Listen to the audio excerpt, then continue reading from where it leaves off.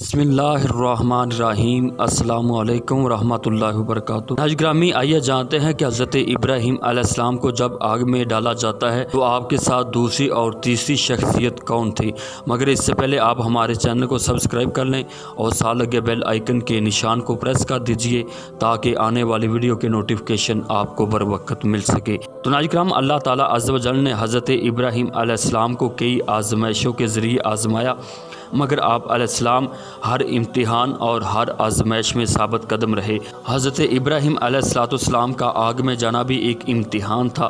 جس وقت آپ علیہ السلام کو نمرود کے حکم سے آگ میں ڈالا گیا تو وہ آگ اللہ تعالیٰ عز و جل کے حکم سے آپ کے لیے ٹھنڈی ہوگی اور سلامتی والی بن گئی۔ حضرت اکرمہ رحمۃ اللہ علیہ سے منقول ہے، جب حضرت ابراہیم علیہ السلام کو آگ میں ڈالا گیا تو اس وقت آپ کی والدہ نے دیکھا کہ حضرت ابراہیم علیہ السلام وہاں آگ میں تشریف فرما ہے اور آگ آپ کے لیے ٹھنڈی بن چکی ہے۔ تو اس وقت آپ کی والدہ آپ کے پاس آئی اور کہنے لگی کہ اے میرے بیٹے ابراہیم، میں تمہارے لیے بے چین ہوں، تمہارے لیے بے قرار ہوں، اپنے رب سے دعا کیجئے کہ یہ آگ مجھے تکلیف نہ دے، مجھے کچھ نہ کھائے۔ تو ناظرین کرام، حضرت ابراہیم علیہ السلام نے اللہ تعالیٰ سے دعا کی اور اپنی والدہ سے فرمایا کہ آپ اندر آ جائیے۔ لہٰذا آپ کی والدہ جب آپ کے پاس آئی تو آگ آپ کے لیے بھی ٹھنڈی ہوگی، اس نے آپ کو کوئی بھی نقصان نہیں پہنچایا۔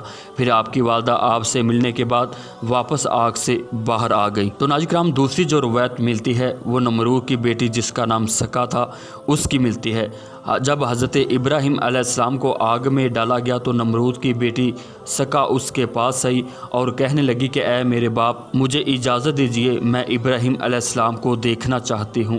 نمرود نے اپنی بیٹی کو اجازت دے دی۔ جب اس کی بیٹی اس آگ کے قریب آئی جس میں حضرت ابراہیم علیہ السلام کو ڈالا گیا تھا تو اس نے دیکھا کہ حضرت ابراہیم علیہ السلام کے لیے آگ گل و گلزار بن چکی ہے اور حضرت ابراہیم علیہ السلام وہاں بیٹھے اللہ تعالیٰ کا ذکر کر رہے ہیں۔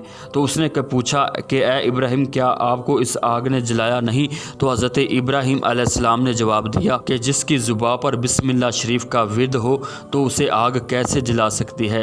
یہ سن کر نمرود کی بیٹی کہنے لگی، پھر میرا بھی مقصد یہی ہے، اگر میں یہاں آپ کے پاس آؤں تو کیا کروں؟ تو آپ علیہ السلام نے فرمایا کہ تم لا الہ الا اللہ ابراہیم الرسول اللہ کا اقرار کر لو اور داخل ہو جاؤ۔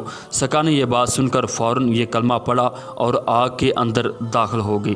تو ناظرین کرام، آگ اس کے لیے بھی ٹھنڈی اور سلامتی والی بن گئی۔